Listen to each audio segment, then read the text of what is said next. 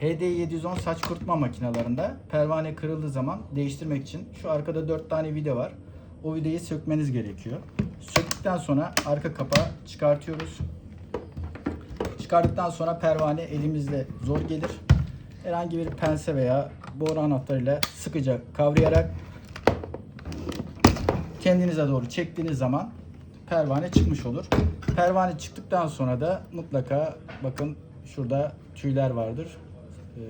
Bunları da çıkarmanız gerekir.